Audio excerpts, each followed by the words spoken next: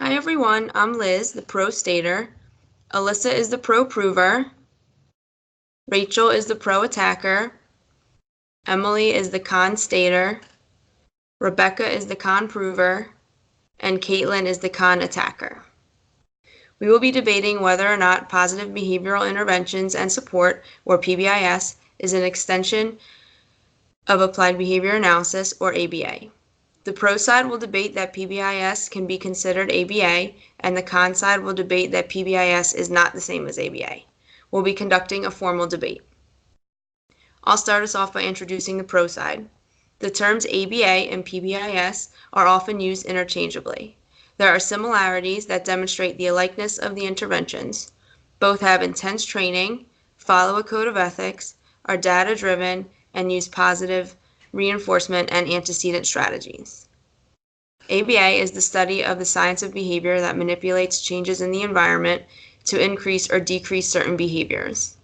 PBIS is a framework that brings the school community together to develop positive, safe, supportive learning cultures. This framework improves behavior and academic outcomes. PBIS and ABA are data-driven. Their efforts emphasize integration of measurable outcomes, data-based decision-making, and evidence-based practices, as you can see in this picture for PBIS and this picture for ABA. PBIS and ABA are used in schools and both take the time to train teachers and staff. Both have protocols and guidelines to ensure staff and teachers are being properly trained to implement these interventions. PBIS uses a systems, data, and practice model, as you can see in this picture. This is where social competence and academic achievement, supporting decision-making, support student behavior, and supporting staff behavior all come together. While ABA and PBIS definitely have the same roots, there are some key factors that differentiate the two practices, making PBIS not a valid form of ABA. First, while PBIS has many of the same features of traditional ABA, it has evolved to include features not found in ABA. One main differentiation is that while ABA focuses on the entire three-term contingency of antecedent, behavior, and consequence, PBIS focuses mainly on antecedent control. This difference, among others, has separated PBIS from ABA. A second way in which PBIS is not ABA is the level of training received by practitioners. Board-certified behavior analysts receive extensive education and training in behavior analytic methods and apply that experience when practicing ABA. PBIS is mostly implemented by teachers and school administration who have not received the same level of training in behavior analysis. While teachers and school administrators are highly qualified in many areas, they are not trained in behavior analysis. Because those implementing PBIS are not trained specifically in behavior analysis, PBIS cannot be considered ABA. Our third point is that board-certified behavior analysts are held to a strict code of ethics when practicing ABA. Practitioners of PBIS are not held to those same ethical codes and in fact violate several of the BACB ethical codes. The primary ethical codes in violation involve a behavior analyst's responsibility to all parties involved in the behavior change program, the conducting of assessments prior to the onset of services, and the obtaining of clients' approval before services are begun. While teachers and staff administration are not held to the same ethical codes as behavior analysts, these discrepancies further prove that PBIS is not a form of ABA. Thanks, Liz and Emily, for the introductions. It is demonstrated throughout research and literature that applied behavior analysis and PBIS are two terms that can be used interchangeably. There are countless similarities between the two concepts that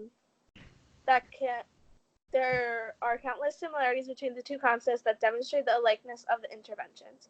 I will be discussing three very critical aspects of PBIS that mirror the principles of ABA and show how they can be interchangeable terms. PBIS has a very intensive training protocol to ensure the professionals are implementing it provide the best service for their students and clients. Homer and Sugai outlines the vital training process PBI entails. It includes the following as quoted from the introduction to the special series on positive behavior sport in schools by Homer and Sugai, which will be available on the screen. Using the whole school as a unit of analysis and intervention, and E, the framework's development and implementation tied to at least 3 tiers of support intensity. These very important points indicate the significant training process. Points A and B indicate the importance of training staff in school, even going further to break it down amongst the tiers to ensure support and training is provided and given. Many will argue the training from PBIS is not sufficient and lacks the intensity that ABA has, but there is ample research demonstrating this is not the case. ABA is a very intensive therapy that involves extreme training and individualization. PBIS accounts for the fact that schools do not possess all the resources and modifies ABA to fit their needs. By doing this, it is ensuring that all aspects are done correctly and training is done sufficiently. Koopman and Conster state from school-wide PBIS, an example of applied behavior analysis implemented at a scale of social importance. Please draw your attention to the flowchart for a clear and concise visual. Quote, this reality is further compounded by the fact that schools have limited research and such very few schools, if any, would have ample resources to employ additional staff for the purpose of data collection at such a large scale.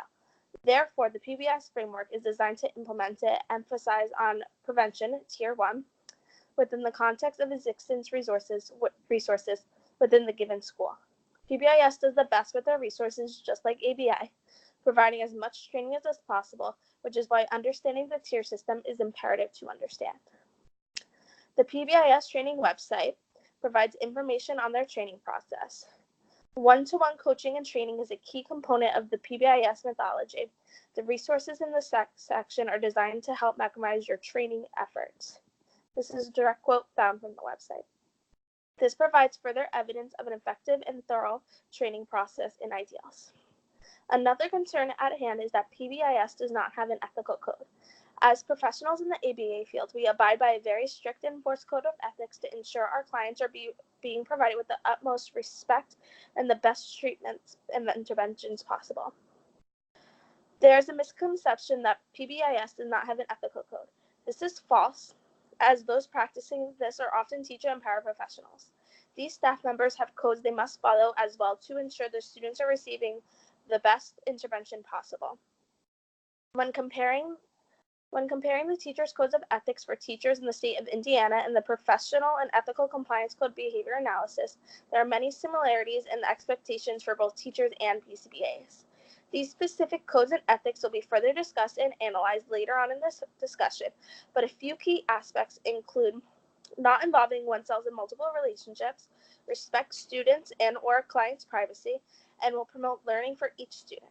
As mentioned previously, this is a critical aspect and will be discussed at further length at a later time, but still holds a vital importance to the comparison of ABA and PBIS. The last significant point I will be discussing is just like ABA, PBIS is data-driven. All decisions are made off of the data that are collected by teachers and paraprofessionals. Its efforts emphasize interrogation of measurable outcomes, database decision-making, and evidence-based practice. Homer and Tugay state, the foundation for school-wide PBS lies in the application of these features to the whole school context in an effort to prevent as well as change patterns of problem behavior. This point reflects how BCBAs and RBTs utilize the data that are taken to make evidence-based decisions. Each decision made is made with consulting data to ensure nothing rash or unreasonable is decided. Overall, ABA and PBIS are interventions that professionals need to be highly trained in, have a strong ethical code, and are data-driven. These critical aspects showcase the similarities between these two concepts and highlights how they can be considered the same thing.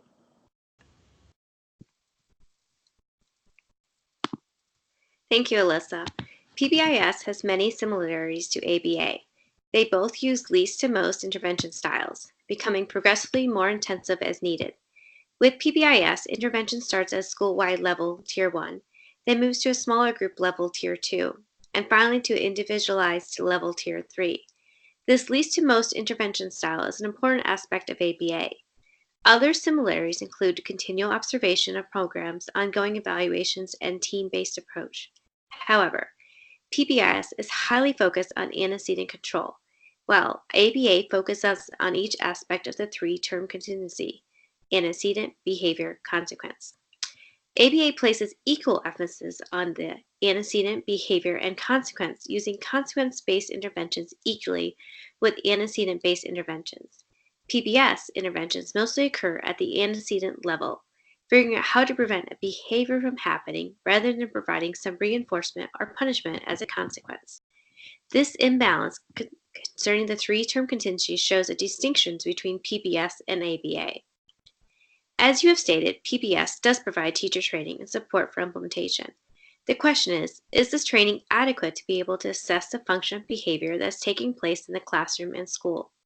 Furthermore, if PBS is equivalent to or derived principally from ABA, as some proponents suggest, then PBS practitioners should be also master of the full array of basic competencies of an ABA, Johnson et al.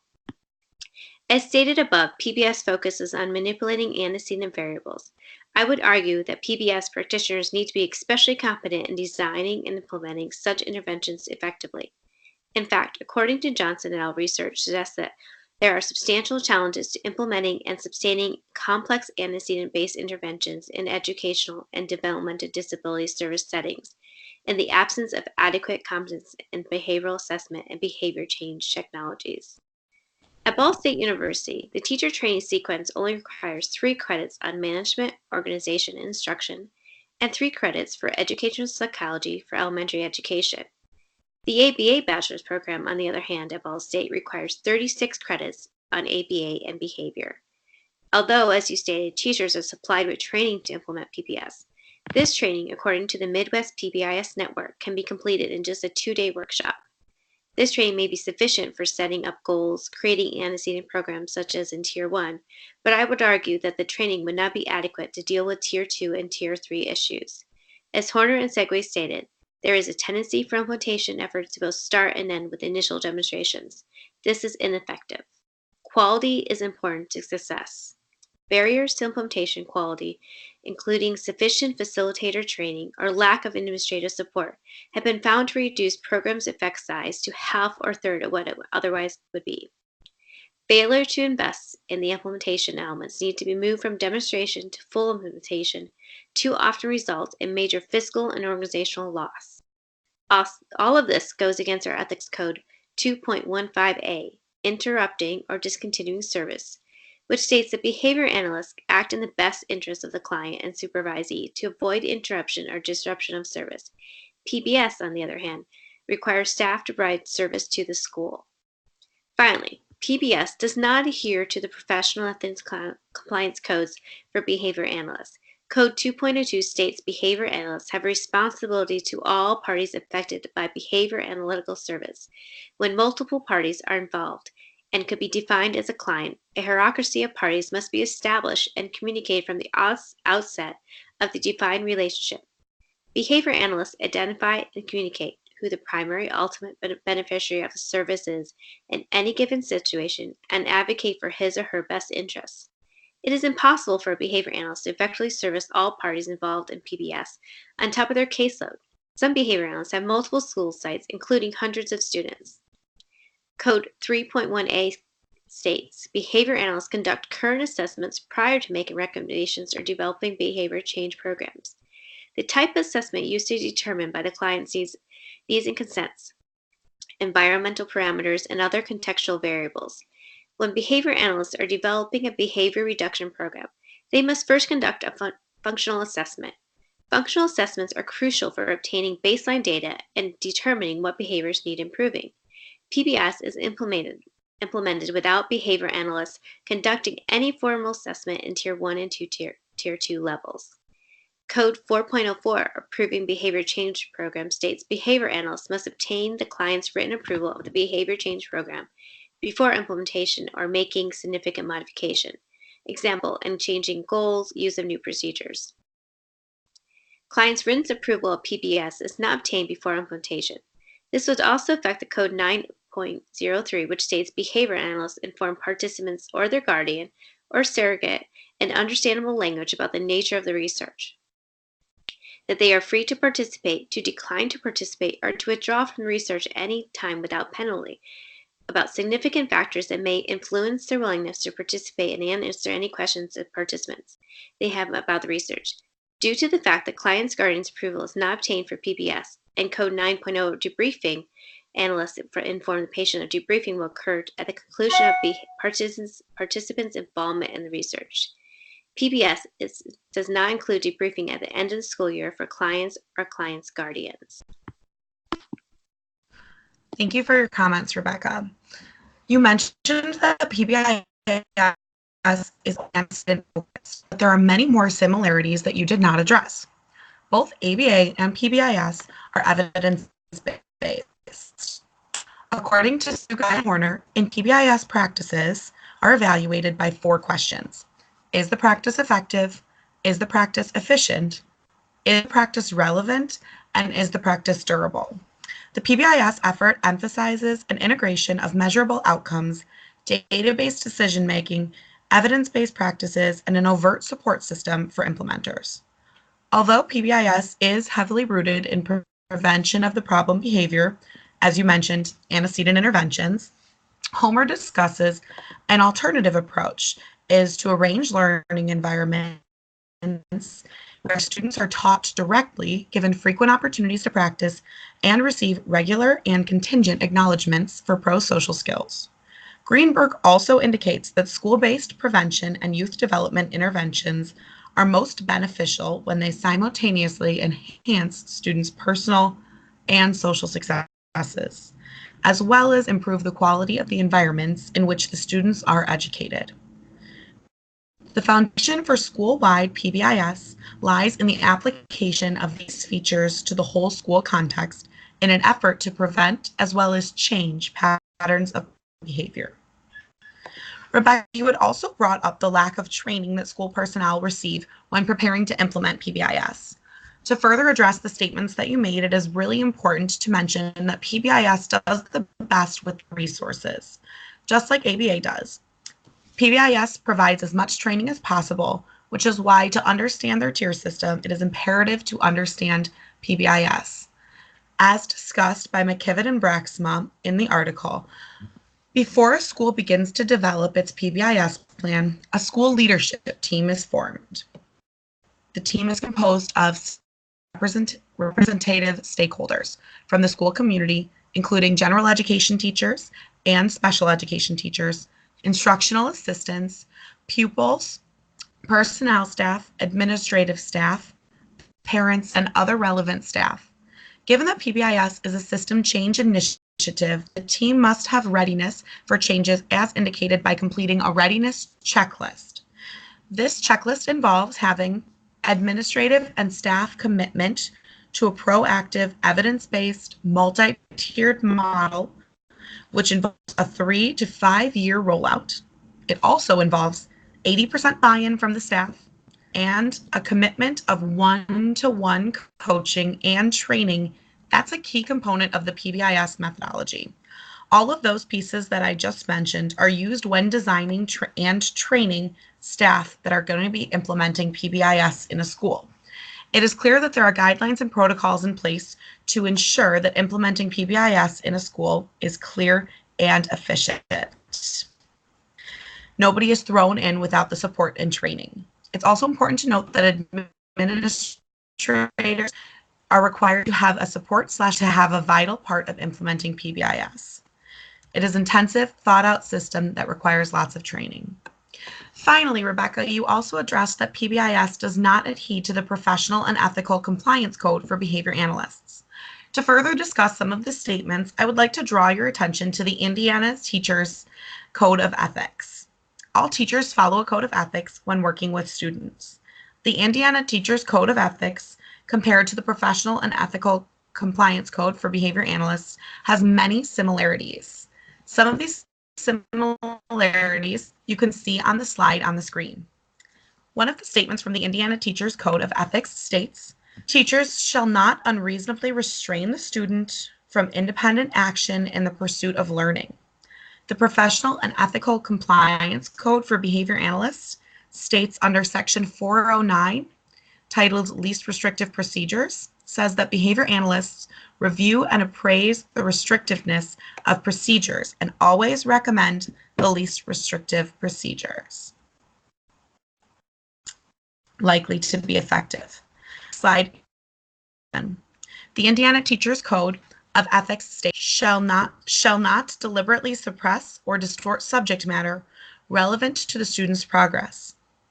In the Professional and Ethical Compliance Code, it states under Section 909, titled Accuracy and Use of Data, behavior analysts do not fabricate data or falsify results in their publications. On the next slide, you'll see our next comparison. The Teachers Code for the teachers in Indiana states shall not use professional relationships with students for private advantage. Comparing that to the Ethical Compliance Code for behavior analysts in Section 1.06 titled Multiple Relationships and Conflicts of Interests, it states that due to potentially harmful effects or multiple relationships, behavior analysts should avoid multiple relationships. On the next slide, you'll see the codes compared again. In the Indiana Teachers Code of Ethics, it states, shall not disclose information about students obtained in the course of professional service unless disclosures serve a compelling professional purpose or is required by law. This point is also stated in the Code of Compliance for Behavior Analysts in Section 2.08, titled Disclosures. It says that behavior analysts never disclose confidential information without the consent of the client, except as mandated by the law or where permitted by the law for a valid purpose.